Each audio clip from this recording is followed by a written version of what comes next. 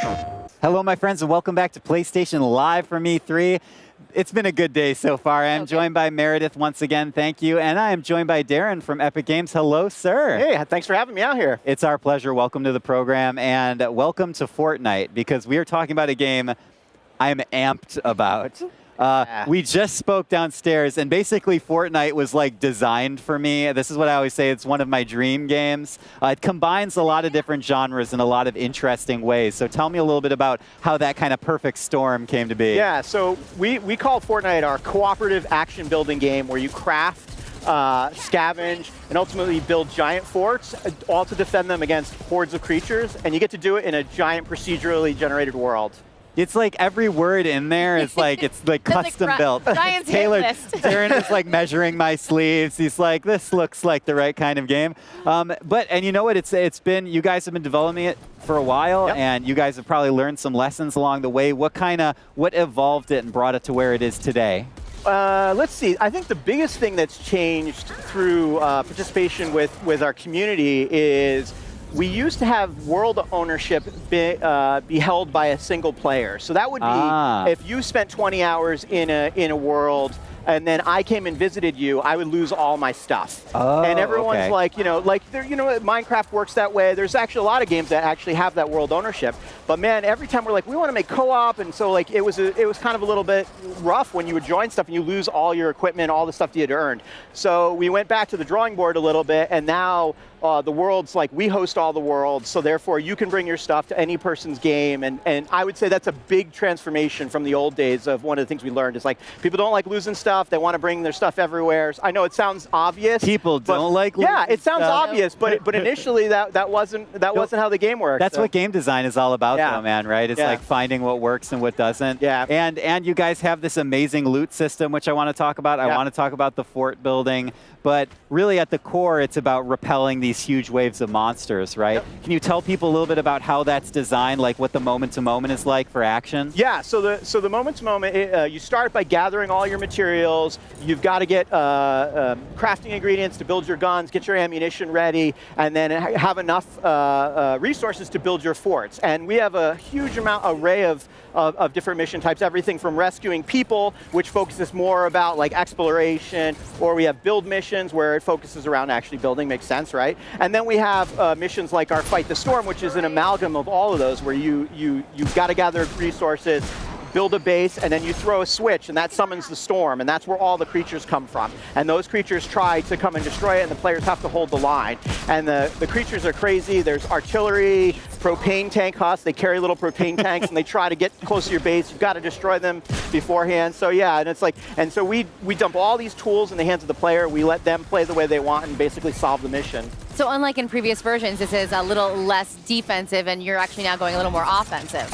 We over time have actually grown that. We started from that core fortress defense, but people like to hey, I want to clear out this monster encampment. So there are people like who just like to shoot things. We incorporated mission stuff to that. Go figure. Talk a little bit about the monster design, because they have a very unique look. Yeah.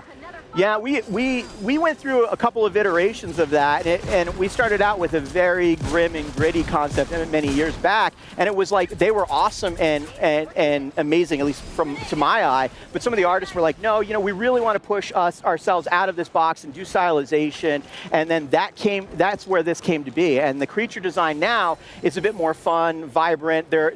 They're still a little grim. I won't say why. Sometimes people don't know why they're a little grim. But the flip side is that they also are fun, and they're sort of a little cartoony at times, and that's cool. And on the flip side, that stylization and that color goes into the characters and the heroes as well, which is a huge part of Fortnite that I have to hear you talk about, because it also is right up my alley. Yeah. So the hero development was super cool. Like we evolved out of a little bit of like our current day survivors, the people that you rescue, sort of represent the inhabitants of Fortnite. And once upon a time, you could play as those guys, but we're like, we really wanted to make our guys feel a little bit more super heroic. We got our classes into the game. We've got 4 classes. We've got the ninja, which has double jumping, and our constructor, which allows us to amplify building. It allows you to they basically reflect damage or auto repair walls, or the Outlander allows you to see treasure through walls while they're exploring, or the Commando right? And if you like to explore, that's your class.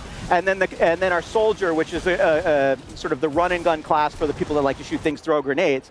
But all those things, once we had those concepts, we were like, well, we want these guys to be bigger, tougher, and they feel like they are special and unique. So that's where this new iteration of the hero designs and where you see our new art. Can the monsters actually attack your forts and destroy them? And is there a way for you to rebuild certain parts, or do you have to start all over again? So that's a great question. So we've got basically two different aspects of the game. We have our mission areas where you join up with other players and you go and execute a mission. Those missions are like you just get a session together, you go into that procedurally generated world, and you save people or shoot a giant laser into the storm and dispel it. Or you go back to your home base, and that's your area where you can persistently build, and you can bring resources back and grow that fortress over time. And the bigger the area that you hold with that fortress, the more the map unlocks. So we have a best of both worlds where it's like, yeah, this is the area where and then you can invite your friends in to play that too. But that's where you can go and nest. Let's talk about the glowing blueprint that you hold when you're building, because it's my favorite thing. But also, we're kind of seeing in this footage, and that we were seeing in that footage, the ability for you to build, construct, and kind of customize on the fly, which is interesting to me because that's a design challenge, right? To be able to, hey, I need to be fighting. I also need to be able to quickly rebuild and repair my fort. I mean, how did your designers and the UI folks tackle that challenge? Yeah, I mean, that was one of the things we really wanted to land relatively early, and the design pattern that you saw allows players to just edit that 3x3 squares and create different pieces. So they can be like, if you want to build a door, you remove 2 pieces. You want to build a window, you remove 1. And it's basically that simplicity allows players to sort of master building. And then the same thing is true when you want to repair a hole in your fort. It's easy to hold a pattern, just stamp it down, and you can make things quite quickly in the world. And it was one of the things we asked about early on. We wanted like building to look good, and so you know, and one of the ways you do that is like you make it easy for people to do that. Can you do that when you're laying traps and building your little mazes to stop people from getting into your fort? Yeah, I mean that's what you generally, when you look at our advanced players, they'll roll out and they'll lay down all the flooring, and then they'll switch, and then they'll lay down all the little fences so they can shoot over them, and then one of the teammates will come in and then they'll lay down the floor traps. And with a huge variety of traps, everything from like spike traps that you'd expect, electrical traps, but we also have push traps that can fling creatures up. Or, and our expert players, they'll be able to fling creatures into the air and then hit them with another trap and then knock them off cliffs. So we allow the players, again, the tools are up to them to what they do, and the procedural worlds let them play around with that. That's so fun. Before we let you go, I have to ask about loot.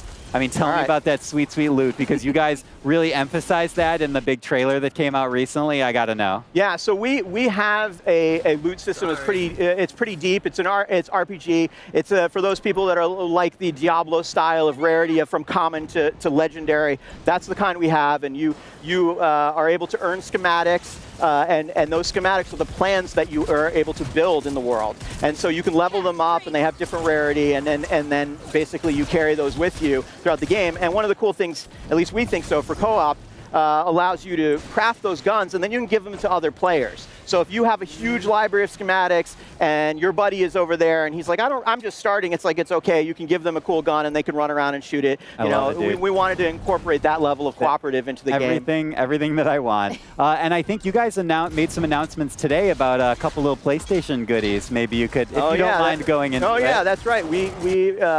For PlayStation, we are doing a set of heroes that are all sort of dressed in their PlayStation blues. So you can see them. They look pretty cool. They sort of let you rep your PlayStation heroes, basically. They're pretty awesome looking. All right, awesome. Sweet. Well, you know what else I think is awesome? You and this game. So I really appreciate you coming on and telling us about it. Meredith, thank you so much for joining me again. And ladies and gentlemen, that was Fortnite, and we will actually have a little more detail about what Darren was referring to on PlayStation Blog. So go to PlayStation.blog to check it out later tonight. And we have more coming to you tonight from PlayStation Live from E3. Do not go anywhere. Stay with us. PlayStation